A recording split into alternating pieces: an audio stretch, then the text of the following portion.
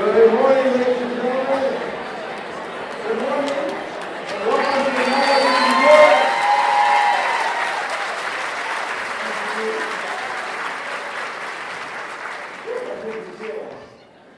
Great to have you all back on campus. If we haven't met, I'm Brent Calvin, and I'm honored to serve as your superintendent president.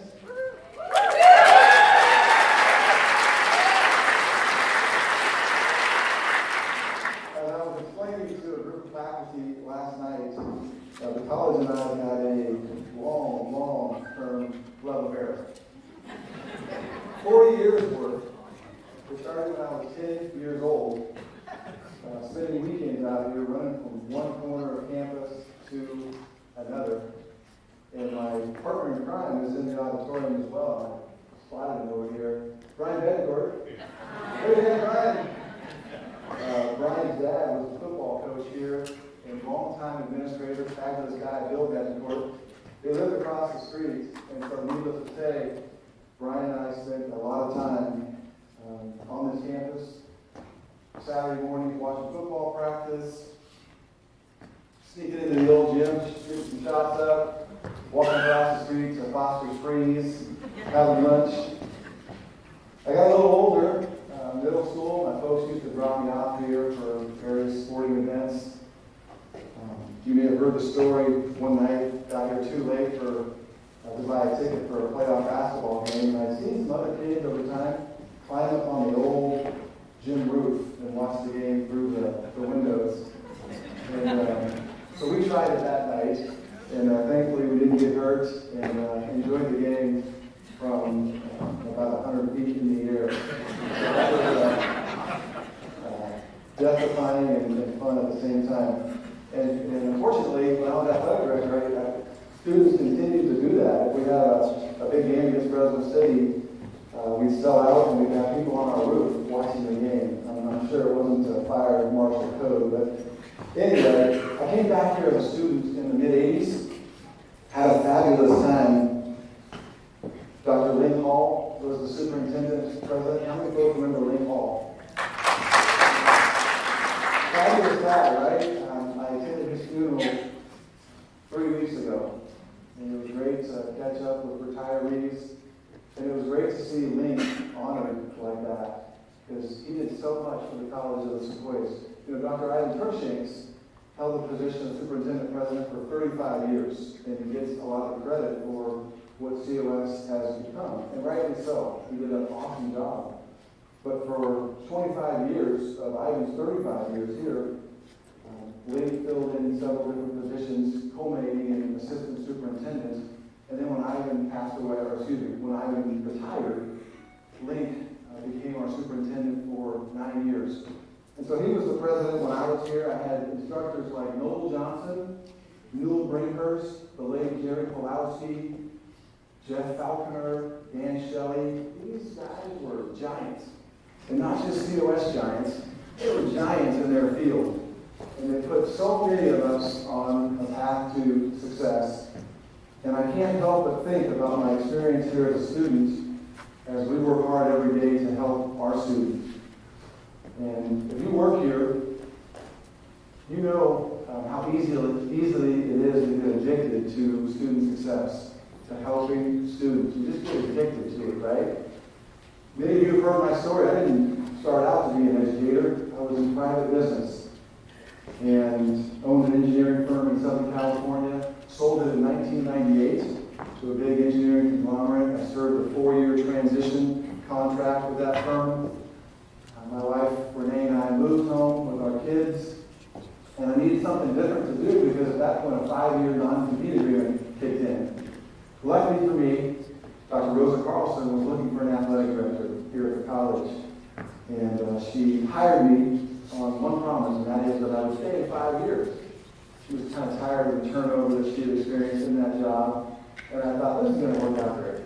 I'm going to keep my promise to Rosa, burn off this 5-year non-compete agreement, and then at the age of 40, I'll be able to go right back into private business. That mentality lasted about a week. Because I came out on campus and I fell in love with all of you. Fell in love with my coworkers, fell in love with our students, but most of all, I got addicted to whatever drug gets released in your body when you help students. There's probably a name for it. One of our smarter science folks is kind of what it is. I got addicted to that. And I've been addicted ever since 16 years ago. And as long as I'm addicted to that, you're not getting rid of me, so too bad. Anyway, I just want to thank you for all of your support and encouragement during my 16 years here, and especially for all the hard work that we do on behalf of students. We have a really special place here, and it's because of all of you. So thank you very much.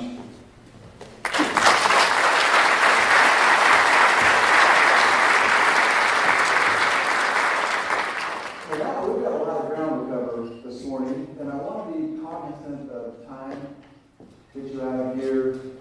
With enough time to get a cup of coffee and catch up with your colleagues as your division meetings are starting. But I want to start with some introductions. And I'd like to start with our Board of Trustees. Folks, we are so lucky to have the board that we have. Being an elected official these days, it's not easy.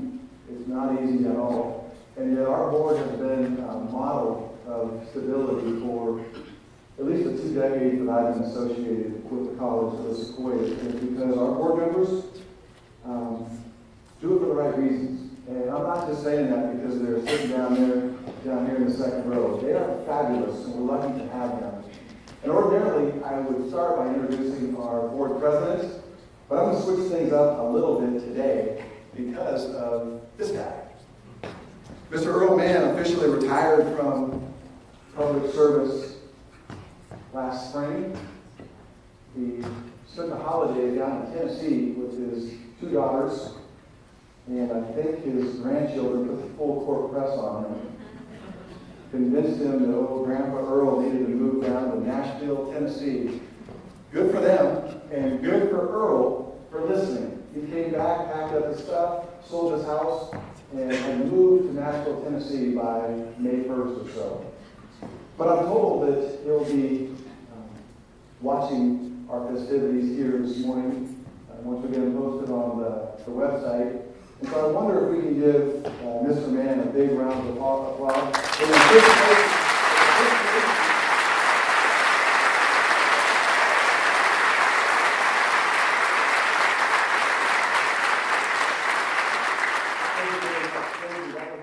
Appreciation, Earl, of your 20-plus years as a Board of Trustees member. We miss you, buddy, but we're really happy for you. Thanks, Earl. And now we'll get to our current board members. Representing Ward 2, our board president, Mr. Ken Nunes.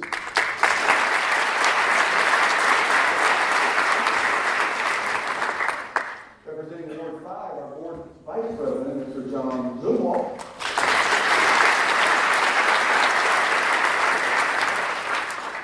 Representing Ward 4, current board member, Ms. Lori Cardoza.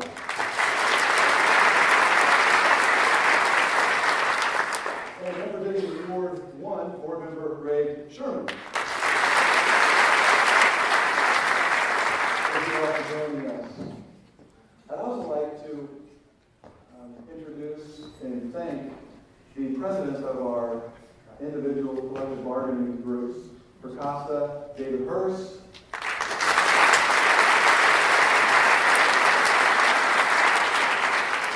CSCA, Steve Lamar,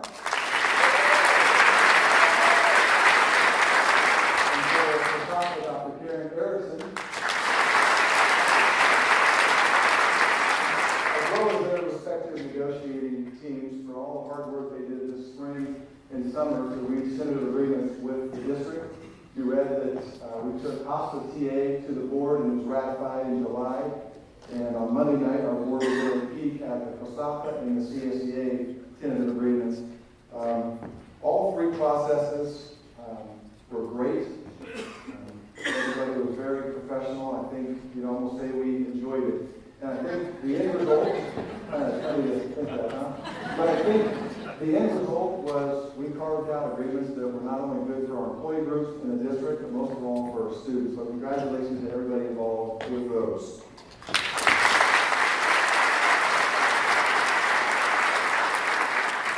I'd also like to thank and congratulate Mr. Greg Turner on his election as the Academic Senate President, as well as thank and congratulate Mr. Juan Arzola for assuming the position of Vice President of Academic Services.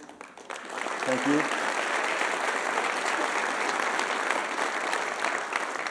And then a very special thank you to Dr. Thea Trimble, and probably congratulations too, right, Thea? Our district owes her a debt of gratitude. She not only served her own terms, but she finished that of her predecessor, and she's just been wonderful in terms of helping to guide our district for a long time now. So thank you very much, Thea.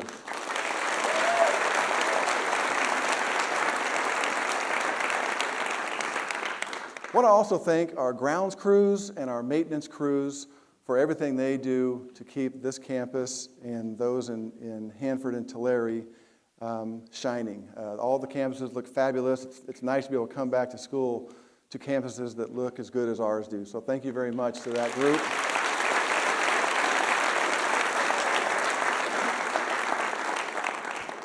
I want to also thank Nick Terry, Steve Lamar, Vanessa Lamb, Lauren Fishback, and Dolly Ozturk, several others that we'll get to. But thanks to all of them for having the theater set up with sound, video, lights, the PowerPoint, the videos we'll see today. All of that stuff wouldn't happen without those folks and many more. So thank you very much.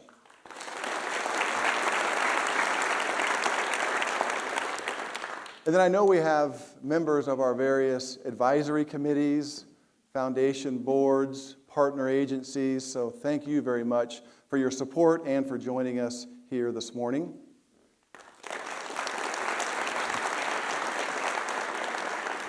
And then finally, on a personal note, I'd like to introduce and thank my wife, Renee, for joining us here this morning.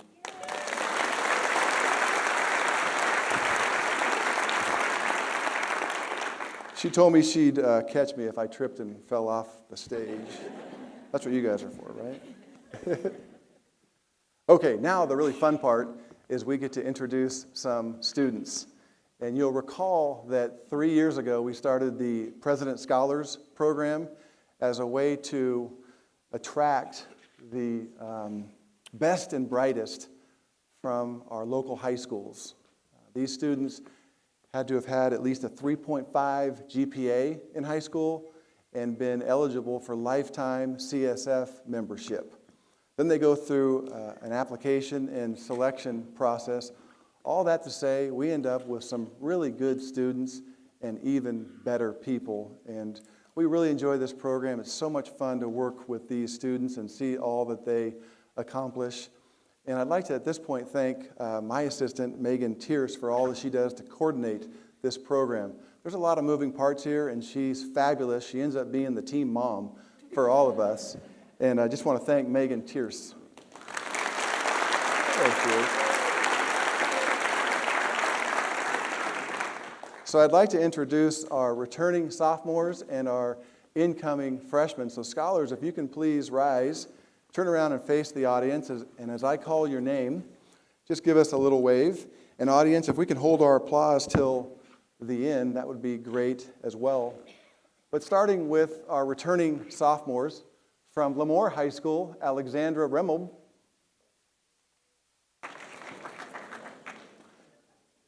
That never works out perfect, does it? Always a few people that go rogue. That's okay.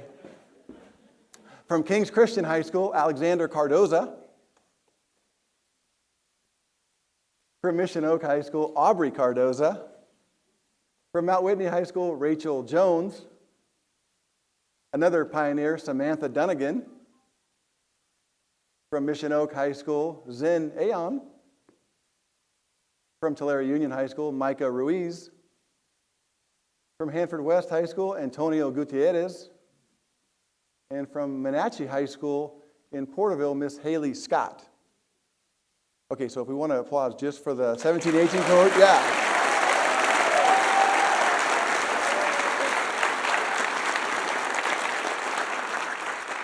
We'll get that out of our system right away, right? Okay, here are our first-year cohort, our incoming freshmen for the 18-19 year from Redwood High School, Felicity Vargas. From Golden West High School, bearing a strong resemblance to a baseball coach many of us know, Peyton Allen. From Hanford High School, Chelsea Lorenko.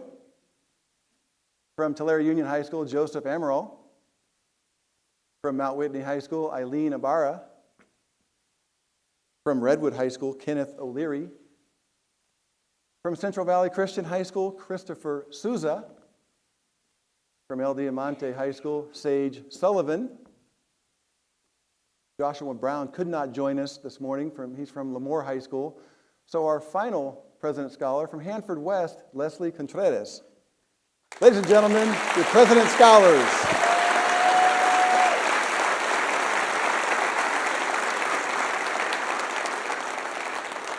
Thank you, scholars, for joining us this morning. We're really looking forward to working with each and every one of you. Thank you for joining us this morning. So this year is shaping up to be an exciting one at the College of the Sequoias, and I would say a pivotal one. First, we need to demonstrate, and maybe more accurately, I need to demonstrate, that we can continue to thrive after the retirement of a fabulous leader. That'll certainly be on my mind this year. Number two, through our newly adopted strategic plan, we have several golden opportunities to expand and enhance our students' completion agenda. Things like acceleration, multiple measures, guided pathways, even the college promise and our new funding formula. All these things are converging at one time to help our students.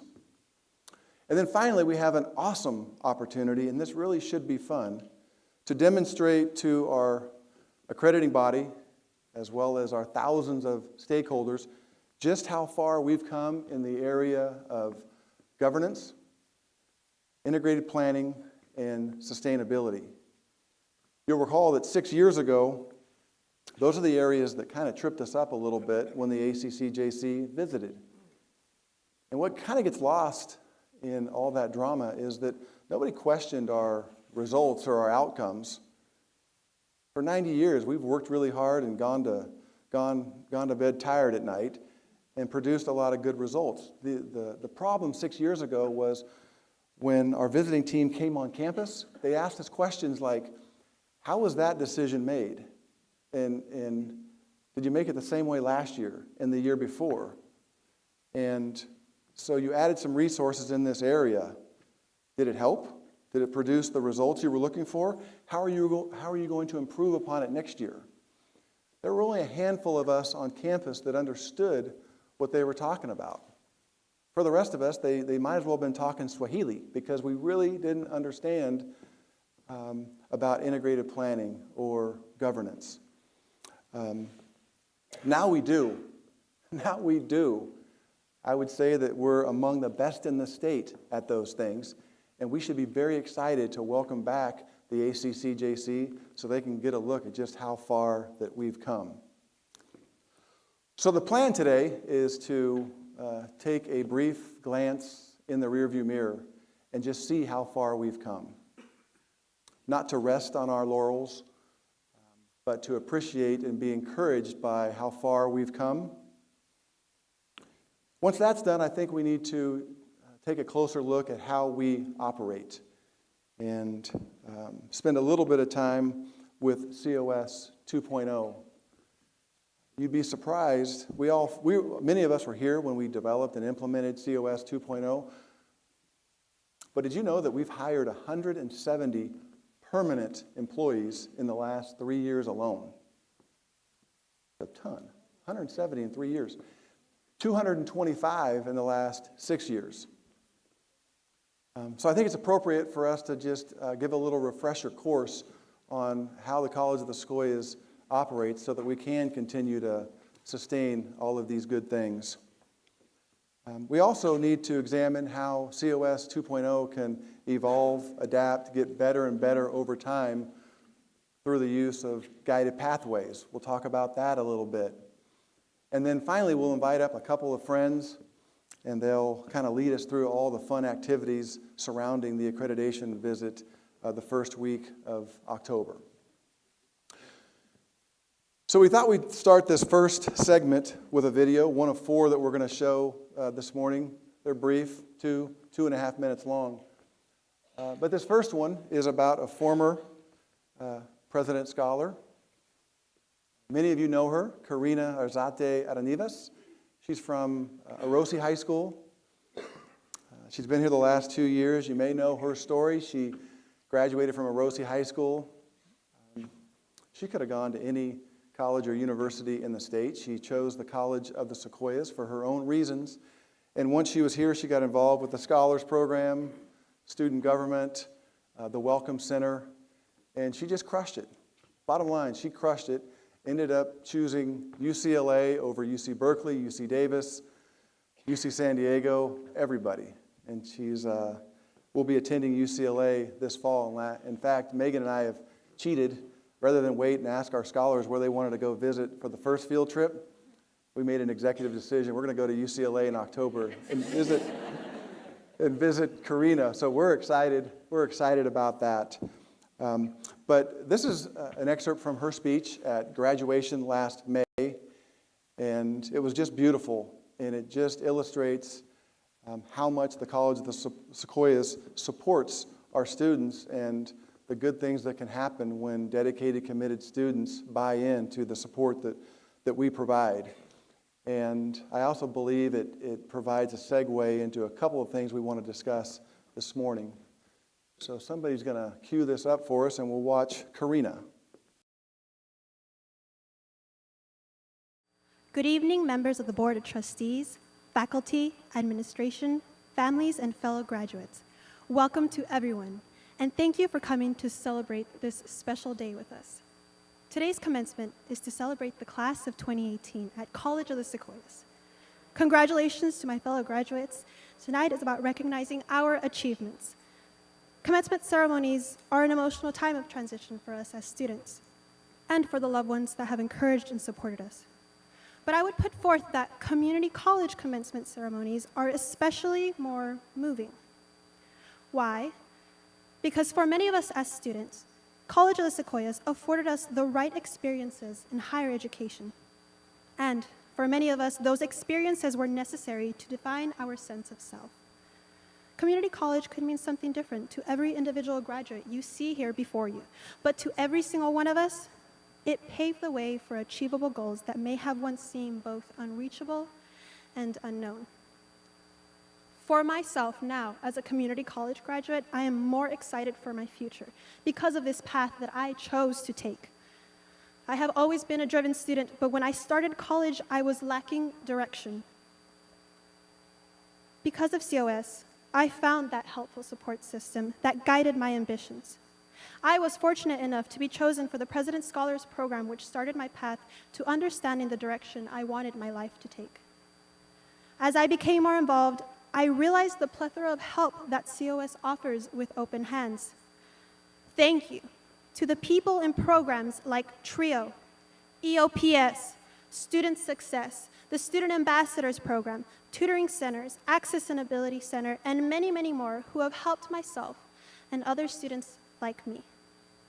To our families, mentors, and loved ones who supported our journey here at COS, we thank you. These people and this institution have changed the course of my life. I was able to build networks and a personal connection to our community, an experience shared by many of these graduates.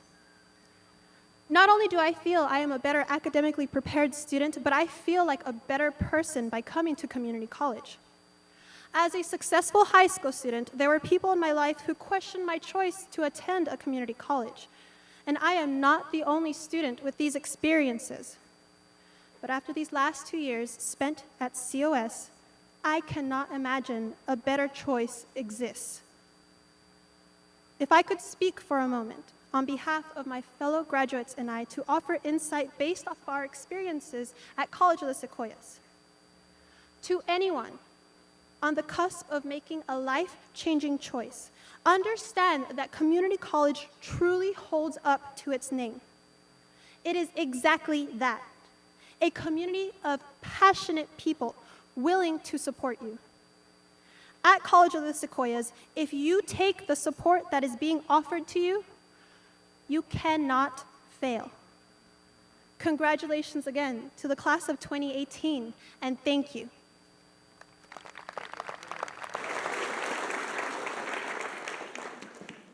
I've watched that 25 times now, and when she says, "You cannot fail," I get choked up.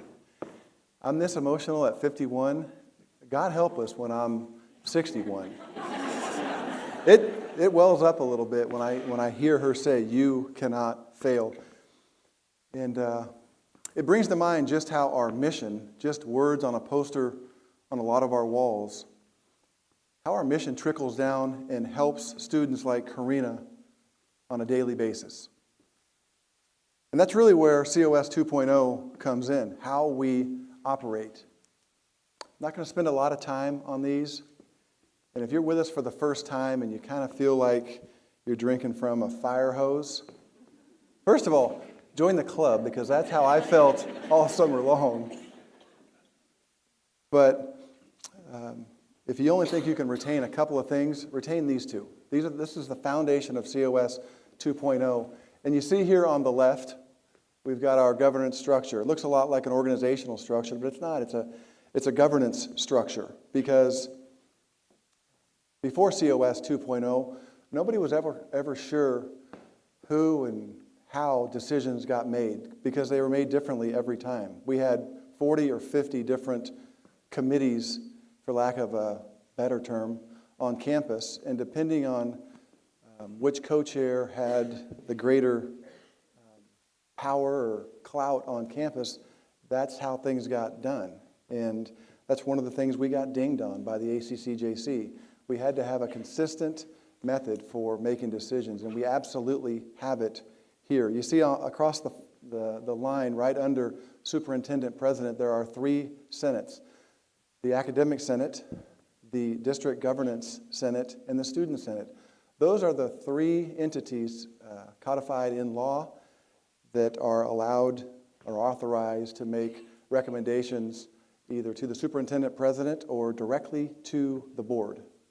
They've got committees underneath them to support those efforts, but those 3 entities are the 3 authorized to make recommendations directly to the board. That's really cleaned up the way we make decisions at the College of the Sequoias. We're in year 6 now, and as we'll get to in a moment, we just continue to refine that process and get better and better at it. But specific to Karina's case, we can look to the right at our model for integrated planning, and you see the mission up there on top. What makes them more than just words on a wall? The fact that they drive our 10-year master plan. We're currently underneath the 2015 through 25 master plan, and contained in there are 4 broad goal areas. 1 for growth, 1 for success, 1 for equity, and 1 for sustainability. They're not specific, they're not measurable. They are broad goals to guide our path for the next 10 years. Where it gets down to specificity and measurement is in our strategic plan. Every 3 years, we publish a new strategic plan. And contained in those strategic plans are objectives. In this case, our 2018 through 21 strategic plan has 10 objectives that drive those goal areas. And then underneath those objectives are 36 different actions. The things that we do on a daily basis to help a student like Karina. So that's how this works. That's how our mission trickles down and helps a student like Karina. Here's a shot of our master plan. These are all available on the website, by the way. Feeds into our strategic plan. The strategic plan is for 3 years. 10 objectives, 36 actions. And then every year, as a measure of accountability to all of our stakeholders, we publish an annual report on the master plan. Every fall we do this. You can see we've got the cover done. Not quite done with the annual report, but it's getting there. This is another way of looking at things. 1 mission, 4 goals in our master plan, 10 objectives in our strategic plan, and then 36 actions that trickle down and help a student like Karina. Like any good household appliance, COS 2.0 comes with an owner's manual, and in this case, 3. We've got the governance and decision-making manual, the resource allocation manual, the integrated planning manual. Unlike in previous eras at the College of the Sequoias, these documents are used just about every day. They're integrated with one another, and we use them. They're not collecting dust. We use them. And then every spring, all of our governance groups weigh in and talk through changes that need to be made, updates that need to be made. And over the summer, the District Governance Senate revises all 3 of these manuals. We can bring them back through our governance process in mid-August, and by the first or second week of September, we've got brand new owner's manuals for the year. So, clearly we've been working really hard for 5 or 6 years, but has it done any good? Have we moved the proverbial needle? I'll say yes, we have. In the area of growth, you can see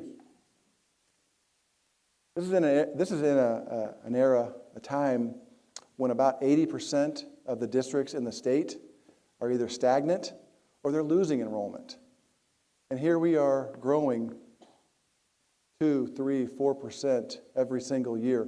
The objective was 1.75% in our strategic plans, but we've even outpaced that. But we've done it in a smart way, steady way. We're not adding classes only to cancel them a year later, hitting a threshold and then dropping back down, peaks and valleys over and over again. Steady growth.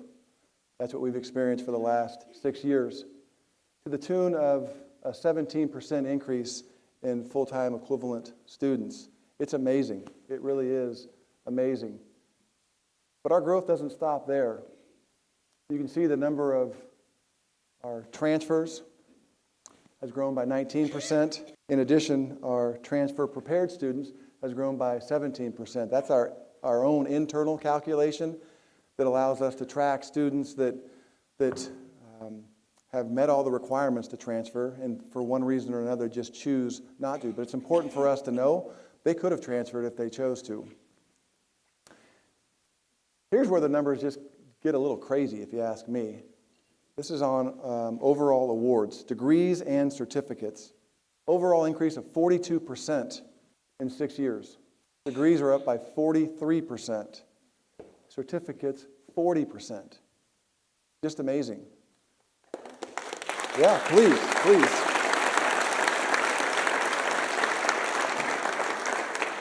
Tell me we can't stack these up against anybody in the state. Absolutely. We can stack them against anybody in the state. We've had a similar experience on the CTE side. We've done such great work with career and technical education over the last 5 or 6 years. All CTE awards up 43%. Degrees are up 37%. And in an area where certificates are very, very crucial, we're up 46% in CTE certificates.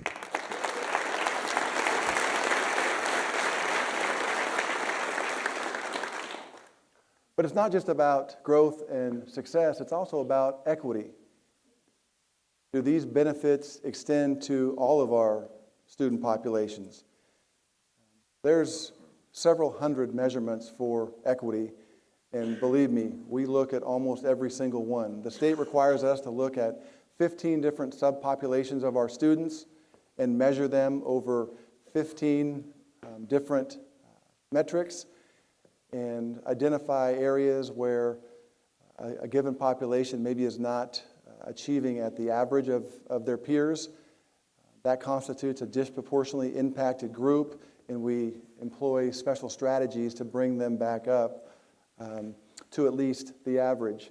If you're interested in that sort of thing, all of our equity plans and updates are on our research website, so please go and take a look. But this is a simple slide that Dr. Ozturk put together for us, and really it was born out of a conversation we had at Tahoe Joe's right after graduation. About 20 of us were at Tahoe Joe's, and we were celebrating the fact that our graduates, the demographics of our graduates are so diverse. It was just awesome. We were talking about it, and so the next day, actually I think we had a Monday holiday, that very next Tuesday, by 8:30, Dolly's in my office, and we're talking about it, and so we just wanted to go back and look at our student population demographics from the fall of 2017 for all 16,000 students, and compare it to our graduates. And you can see, we've still got work to do, don't get me wrong. We're going to continue working hard in this area, but the second, third, and fourth column are about our award recipients, and it really matches up well with the overall demographics. So I'm thrilled, and you should be proud of the area of equity within our strategic plan. We really are working hard in this area. And then finally, none of the first three areas mean much if we can't sustain it. This is another issue that we had with accreditation. With our visit 6 years ago, was we'd have peaks and valleys. We'd accomplish some things, and then key leaders would step off of the academic senate or college council, or we'd change our superintendent, and we'd stop doing things that made us successful. We weren't sustaining anything. We sustain things now, and I think the number one indicator of how well we've sustained COS 2.0 is the fact that here we are 6 years later, still talking about it, still improving on it, still looking at the results and assessing and improving the very next year. But we wanted to, all that wouldn't fit on a slide, so we wanted to have something for this slide. And so we looked at all of our governance groups. We've got 22 of them, senates, councils, committees. Every year, we ask them to assess how they did. We lead them through a survey, and one of the last questions essentially is, were they effective in completing their initiatives? And 20 of the 22 groups said, yes, we are effective in meeting our initiatives. This is a slide that you've gotten used to, I think, over the years, so I wanted to include it. You can see that we just list down a bunch of different areas where we continue to thrive. There's a lot to be proud of on this slide. I had a hard time getting past the first two lines, though, because if you add up degrees and certificates, it's almost 2,300. And this took me back 4 or 5 years to a conversation that we had in Management Institute. We were reading through Collins' book, Good to Great, and Collins talks about organizations setting a BHAG. Who recalls what a BHAG is? Somebody knows. Big, hairy, audacious goal. So we were kicking around a bunch of ideas for the big, hairy, audacious goal. I don't recall why, but we didn't end up adopting formally a BHAG. But one of the finalists for being a BHAG was 2020 by 2020. Seems kind of comical now, but the idea was, can we get to 2020 degrees and certificates by the year 2020? Well, here it is, 2018, and we're essentially at 2,300. Not the same ring, but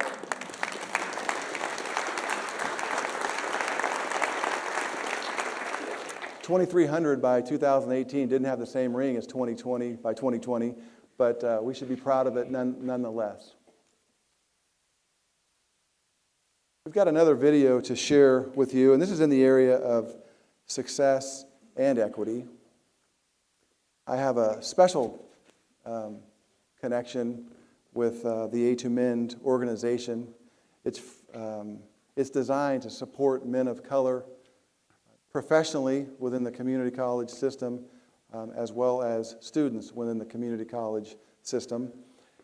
I happened to go to ACO 101 down at UCLA 11 years ago with the founders of the A2Mend organization.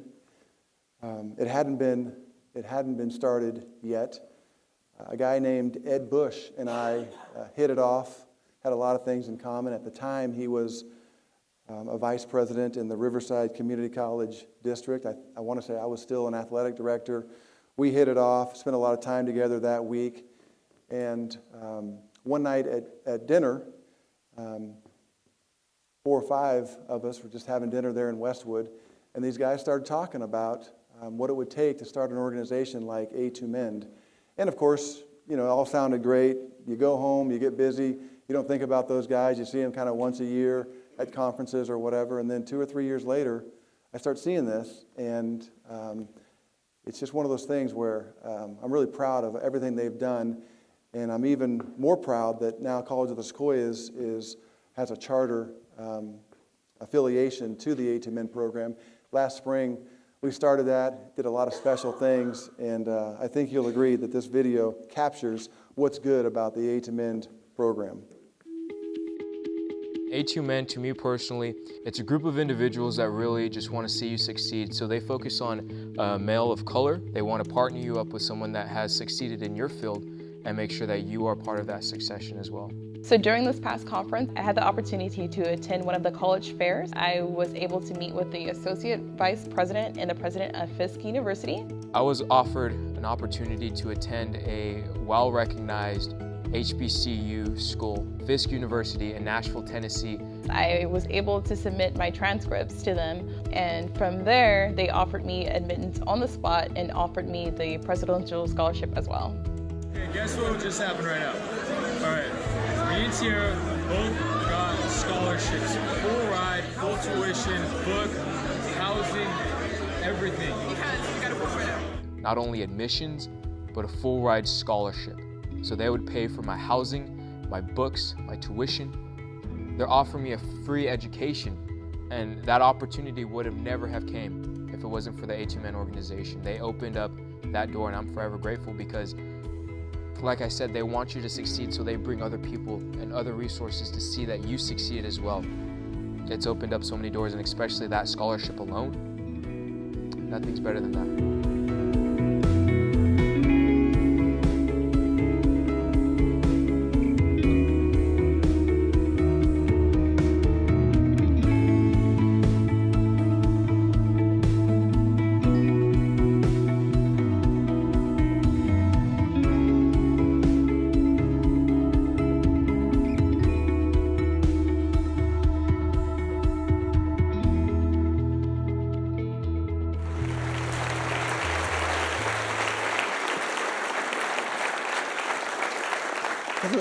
Wasn't that great? I met Jesus's mom at our EOP&S scholarship night or award night right out here. She had to leave a little bit early and go to work. And when I found out that Jesus kind of motioned, said, "That's my mom." And so I just congratulated her, and it was so sweet. She just absolutely broke down. She started to talk about it just a little bit, about this scholarship, just broke down and just put the clamps on me. Yep, tied me up there for a while. Beautiful, just wonderful, wonderful story. Another developing wonderful story is our partnership with Fresno State across the street. You know that last fall we started the Accelerated Business Administration program. We're starting our second cohort this fall. They're also starting the Accelerated Liberal Studies plus a credential program, Teacher Prep. They were hoping this fall for 35 to 40 applicants, and they ended up with more than twice that many. And it's really an exciting time for Fresno State in the South Valley here. Some of you are well aware of how hard this region has tried to get a publicly funded university like Fresno State to at least open up a satellite center. Cal State Fullerton, I was aware of, has one in Irvine. They can do that in the CSU system, but both Bakersfield and Fresno have never done so. And we think with the demand that we're demonstrating through this little center across the street, someday that may happen. And if it does, this region will have all of us to thank for the hard work that we've been doing to bring Fresno State here.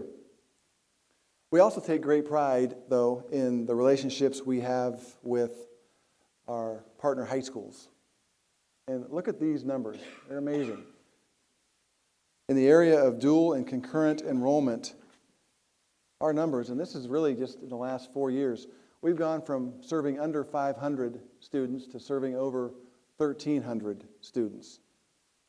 And I realize that this is not our number one mission, not our number one goal. There is a side benefit or two. We do get a lot of these students, so it does fuel some of our growth, absolutely. But many of these students end up going directly to the university, and some might say, well, how does that help us? It helps us because we strengthen our region through access to higher education. And we're a shining example here at the College of the Sequoias how it doesn't always have to be about us. It can be about what we do for our region. And in my mind, this is a great example of that. I wanted to include this slide so bad. And isn't that great? I don't know if I'm supposed to say who's in the giant costume or not. Kind of looks like Mario Kart, though, doesn't it? That's Jordan Lamb being a good sport there in the middle. So thank you, Jordan.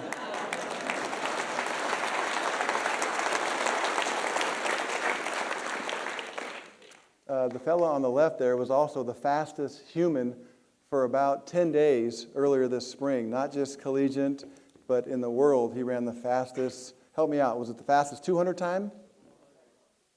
400. Fastest 400 time. We were all thrilled. And about the time we all got it on our Instagram and our Twitter, some guy in Germany beat him. But whatever. We were cool for 10 days. So I want to talk a little bit about the college promise. There's a statewide college promise that essentially is the old Board of Governors waiver. So the fee waiver that 2/3 of our students get here locally and statewide, that's now called the college promise. But in addition to that, the state said 1/3 of our students don't qualify financially for the college promise. So we're going to send you some more funds, and you can decide locally how you want to help the other 1/3 of your students. And initially, they weren't sure if it was going to be an ongoing program or a 1-year. So what we've done is we've set up the College of the Sequoias local college promise. And essentially what we've said is if you're in your first year and you don't qualify for a statewide college promise, we will reimburse all of your tuition if in either of your first 2 semesters you take and pass at least 15 units. We can modify that in future years if the funds continue to go, but we really wanted to incentivize students to really get on board with the 15 to finish. So we've set it up that way, and we'll see what we do in subsequent years if the money continues to come. The new funding formula, however, has been fabulous for us. We were a little nervous because, again, we were one of only a few districts in the state that was growing. And when you're one of just a few districts in the state that grow, you have the ability to grow beyond what they initially budget, because if folks don't use their growth funds, it goes back into a pool and we can go in and claim even more. So we've been doing that the last couple of years, and so we were nervous about a new funding formula that would put a stop to some of those things that benefited us. And yet, once it all shook out, it's gone from a 100% enrollment basis to this first year, it'll be 70% based on enrollment or access, 20% on equity factors, and 10% on success. And as you saw, we're doing pretty well in those areas. So when they sent us our tentative budget for the year, and it's still fluctuating a little bit, but we ended up doing much better in the new funding formula, even than we would have done in the old funding formula, which is why we had a little more to come to the table with this summer with our group. So we were really excited about that and cautiously optimistic that we'll continue being treated fairly in the new funding formula. This is a slide you've seen before. You're probably getting tired of it. I used it at Rotary 2 weeks ago, and one of my friends, I guess, had seen it one too many times. And he said, Calvin, you just use that so you can whine about all the initiatives and the bureaucracy at the state level. And I said, yeah, you're kind of right. But I'm not using that this morning for that reason. I'm using it because you see all of these initiatives, what could be competing interests and all that. I want to just emphasize again that we run all of this through our strategic plan. Everything is coordinated and integrated just so we're not duplicating work and just so we're not competing with our efforts. Everything runs through our strategic plan. I also included it, though, because I want to have a brief discussion about guided pathways. At the state level, they consider guided pathways to be a new initiative. Frankly, we don't. We think that the key elements or the strategies contained in guided pathways are great, and we feel like they'll be a great enhancement to what we're already doing in our strategic plan. And so that's the way we're treating it. We have a brief video to just kind of share that philosophy with you, and then I'll have some closing remarks on the subject.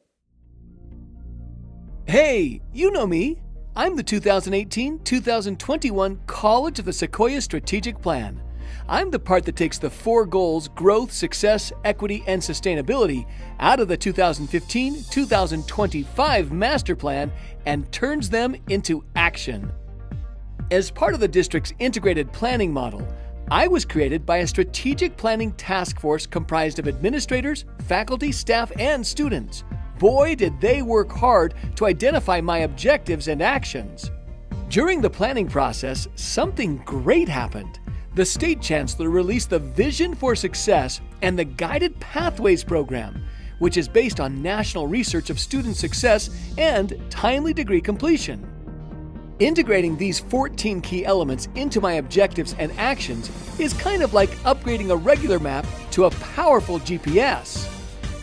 Under the Guided Pathways program, districts were asked to complete a self-assessment on the 14 key elements and identify whether we were at pre-adoption, early adoption, in progress, or full scale.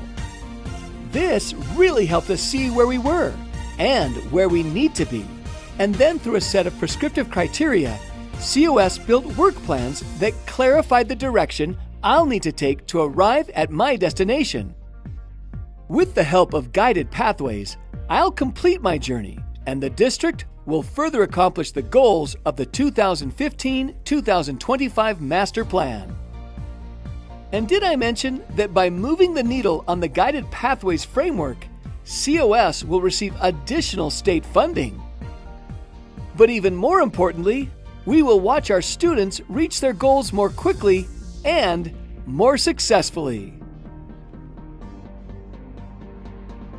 Thank you to Dr. Kristen Robinson for providing the script and the idea for that.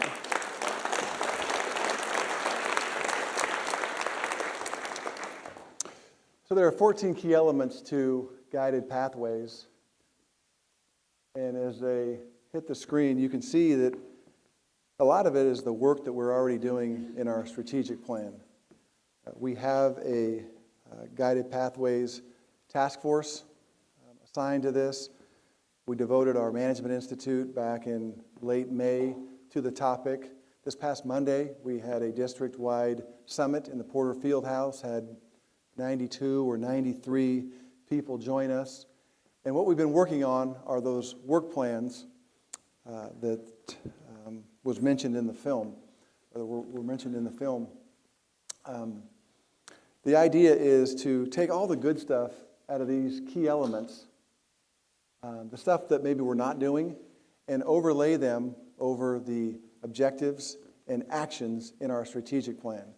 So if one of our responsible parties is working on a certain area, there may be 3 items or 3 actions that they're already assigned, but there may be something else they can do, a 4th thing out of guided pathways that will make the first 3 that much better. That's the idea. We're working based on the feedback we got Monday. We're going to work on those work plans and get them out to all of our responsible parties. We'll also generate an e-news so that you're all kept in the loop. But all that to say, we're trying to align everything the state sends us with our day-to-day work and have it all contained in our strategic plan. And this is our effort at doing exactly that. Finally, accreditation fund. This is the cover of our institutional self-evaluation report. And unlike my stuff, this one's actually done. We've sent this on to the, I've got a lot of clapping down here. We've sent this on to the ACCJC. Our team will be here in October, and we're really excited about that. I know you're not looking forward to reading a 440-page document, and nobody expects you to, but you may want to go to the accreditation page, click this open, maybe read a few of the pages in your area, and then skim the rest. It's wonderful. Very comprehensive and very well done. And I'd like to thank the folks on this list for all of their hard work.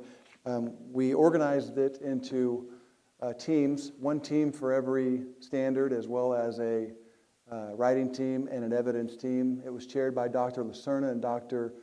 Nolan. And then Dr. Sarah Harris chaired Standard 2, and then she helped out on the writing team. And I wonder if I can have Dr. Lucerna, Dr. Nolan, and Dr. Harris stand up so we can acknowledge them and thank them.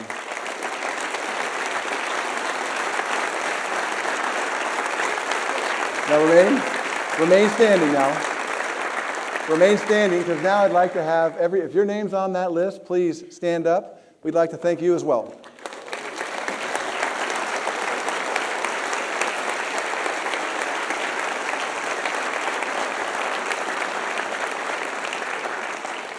And frankly, there were probably another 100 people that participated, and I want to thank you as well. This really is a district-wide effort, and no wonder it came out so good with so many great people working on it.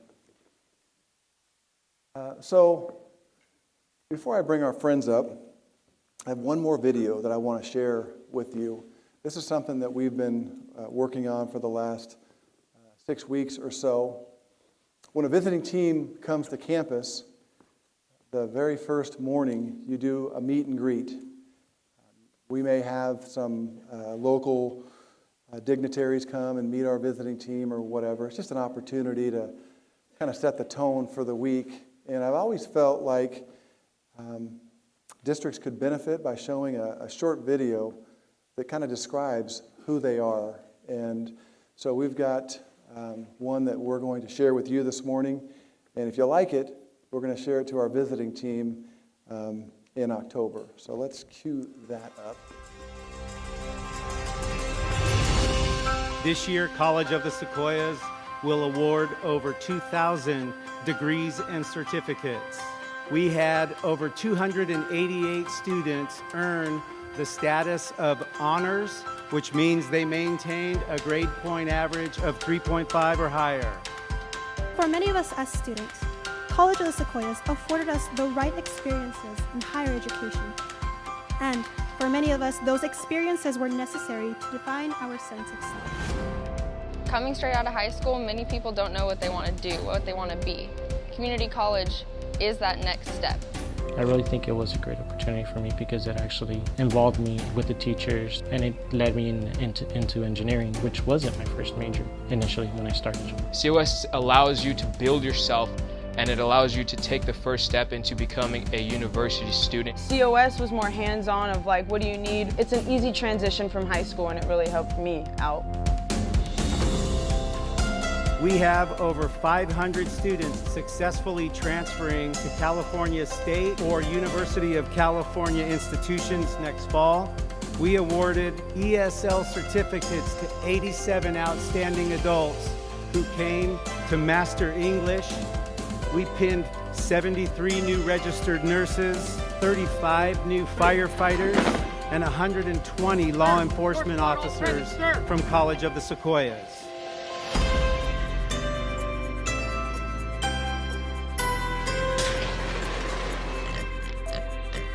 To anyone on the cusp of making a life-changing choice, understand that community college truly holds up to its name. It is exactly that, a community of passionate people willing to support you. At College of the Sequoias, if you take the support that is being offered to you, you cannot fail.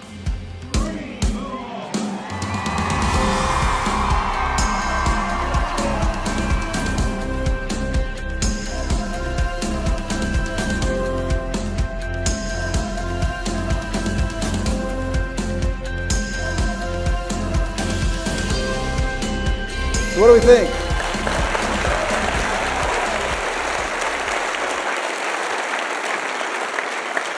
That's a keeper, right? That's a keeper. Hey, let's just thank Vanessa Lamb for all of her hard work on these videos.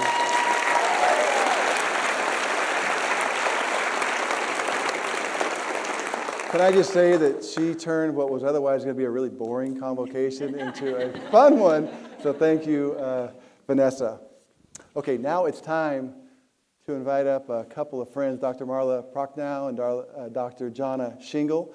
They're going to share with us all the fun we have planned for our accreditation site visit. Please welcome them.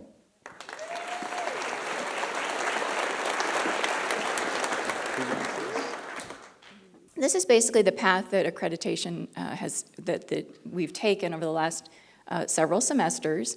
And so basically assembling a work group of the people that you saw on the screen, and even people that have sort of transitioned in and out as the semesters have progressed. And just basically going through the process of looking at how we're doing business, looking for evidence, looking for those data, and then wrapping that all up into a report that was presented to the ACCJC. And so that's where we're at right now. They have the report. It is very well written and should be read in full. I don't know. Brent was suggesting, yeah, no, it's, okay, let's just, there'll be a quiz. I'm just saying. So it is really good. It seems silly, but it's good. So, oh my gosh, how did Indy get in there? Indiana Jones. Anyway, so if you're looking for the Holy Grail, the ICER, this is where it's located. So there's a couple different paths to get to it, but it's easy to find from our webpage. You can look for it. And just click on, read your area. If nothing else, read your area. Maybe take one standard a week. You do you. But it is really well written because it's been really well researched and prepared, and with so many different voices across the district. I think that's one of the differences as well, is that so many people had input that you can find something in there that relates to your area, and certainly how it relates to our strategic plan and moving forward in the future. So the accreditation team is coming, and so just wanted to have fun with, don't be afraid. But so anyways, the accreditation team is coming. They're going to be here the first week in October, and they're just going to be around and about, and they're going to be well identified. We're going to tag them as they come in, and maybe there's a drone tracking system. I don't think that's too much to ask. I think that seems appropriate. But so they're going to be sort of have a little central area where they're going to be stationed, where will get together and have a place to work. And then they're going to attend our meetings, our regular meetings. You don't need to dress different or have better manners than normal. Just maybe. Yeah, well, maybe just a little bit. There's a few people I could maybe stop by and all, but. My mouth will be there. I can't, how am I going to tell? Behave yourselves. Oh my gosh, what am I going to say? So, but they'll be around, and they're also going to visit our online environment, our online classrooms, take a look at those, and possibly pop into our classrooms as well. So they're just going to kind of be around, so be aware of that. And then this is basically what we can expect while they're here. So as I was saying, they're here to just observe our processes. They're here to locate the evidence that's already in the ICER. So they're not looking for anything, other than that. So we know how we do business, and we've written a report to explain to them how we do business. So they're just coming to watch how we do business. That's basically it. So, and you might engage with them either in a more formal setting, like in a meeting, or in a scheduled interview, or they might stop you and ask questions, when appropriate. And so just be yourselves. Just be College of the Sequoias. Just be giants. That's all you have to do. And then, there's a theme. Sorry. My husband and I just had our 30th high school reunion, so there's a strong 80s theme, you'll pardon me. But it turns out the 80s were awesome, so anyways. But just saying, yes, okay, shout out, right? Yeah. So much for the slacker generation. I'm exhausted. Yes. I am absolutely exhausted. I would like to go back to slacking. Okay, so anyways, before the visiting team comes like that last week in September, we're going to have a forum to educate you in more detail about the visit, and then Jonna and I are going to have a little bit of fun like we did last time with our prize patrol, and we'll be hosting some events. We'll do some of those events or contests through email, and also some scavenger hunts for those of our district colleagues that don't sit in front of their computer all day long. So we'll have a couple of fun things that we'll be doing throughout the last week of September to prep you, to kind of get you in the mood, and maybe even win some fun prizes. It won't be in the millions, but it'll feel like $1 million. That's a thing. All right. So, and then John is going to speak to some of maybe the fears. I don't know why we're having somebody that's a physical therapist speak to fears, because that seems, everyone's afraid. No, there's no fear. Actually, when Marla and I were preparing this, one of the analogies that kind of came to me is that really the visit is just to confirm what we've already told them in the report. They come on site. Some of us have been on site visits, and they read the report quite extensively. They assign different parts of the report to the different team members. But really, the site visit is really kind of an exciting time to show off all the work that we've done. It's kind of like when Chip and Joanna pull back the screen and they show the new house, the fixer-upper. And so really that's what those 4 days of the visit are. And I guess an analogy is kind of like when you put your house on Zillow and you say it has 4 bedrooms, 3 baths, it has a gorgeous backyard or whatever. You go to you don't just buy the house sight unseen, you actually go to the house and you confirm that what's on the Zillow or what the realtor has told you about the house is actually there. And that's really the analogy for the site visit. Whatever's in the report, they're just going to try to come on the campus, and we're showing off our fixer-upper. We are showing off all the hard work that we've done, and they're here really just to confirm what's in the report. They're not here to catch us doing anything wrong. As a matter of fact, they're here to celebrate with us what we're doing right. And so I think that we're well suited for a great reveal. I think we're well suited for really some exciting days on our campus, and none of us are more excited than me, because I sat in on Standard 4 last time and we got in big trouble. And I'm just going to confess, I feel totally responsible for us being put on show cause, because I was in Standard 4 when the creditor was asking Millie Owens and I what our planning process was. And I don't know if Millie remembers, but she squeezed my knee so hard I had a bruise. And I think we started talking about the bus pass. I don't really remember. But we made up some stuff. But this time, I hope I get asked about the planning structure, and I'm going to give them about a 60-minute spontaneous talk about how we plan and actually do things at COS. So there's nobody more excited than me, really, to have an accreditation team come on campus and see all the amazing work that we've done, the emphasis on student success, the emphasis on faculty development, the emphasis on making this a place that we can be proud of in the Central Valley. And we really can't wait to have them come. And that's really what the visit's about. If they ask you a question, just answer it. And if you don't know the answer, bump it up to the person that you report to.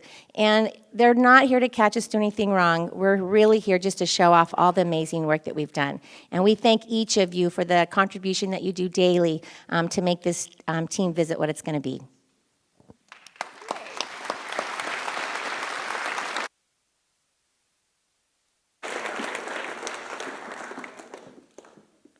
Thank you, Marla. Thank you, Jonna. Appreciate you guys so much, your willingness to coordinate that fun stuff. Okay, we're on the home stretch here. And as promised, you're going to have time for a cup of coffee and a chance to catch up with your colleagues.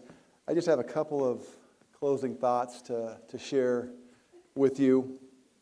As I was going through the application, interview, public forum processes, I had several of you, good friends, colleagues for a long time, ask me what I was going to do if the board went a different direction.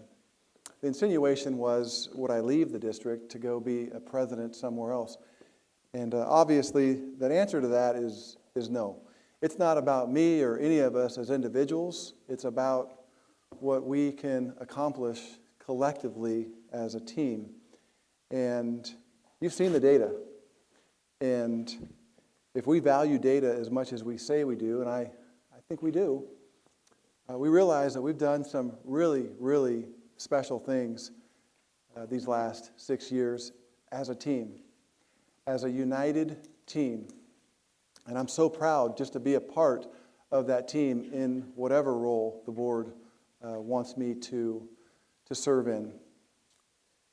So I'd like to think, had the board gone a different direction, I would have worked just as hard for our new president as I did for Stan, Bill Scroggins, and Cameron Badgercon before them, because it's not about what any one person does for a job, it's about what we do for students. And I just want to thank you for everything you do for students, and I want to thank you for your encouragement and support of me for going on 16 years now. From day one, this was home to me, as I know it's home to so many of you. And again, I'm proud and humbled at the same time just to be on a team with you guys. So thank you so much. Do me a favor next week and enjoy that first week. Enjoy it. It should be, I know it gets crazy, I get it. But it should be our second most favorite time of year, second only to graduation, that's right. But the first week of school, did somebody say summer vacation? It should be our second most favorite time of year, welcoming our students here, doing what we love, addicted to that drug called student success. So thank you so much for all you do. Thank you for joining me this morning, and enjoy your first week. Thank you very much.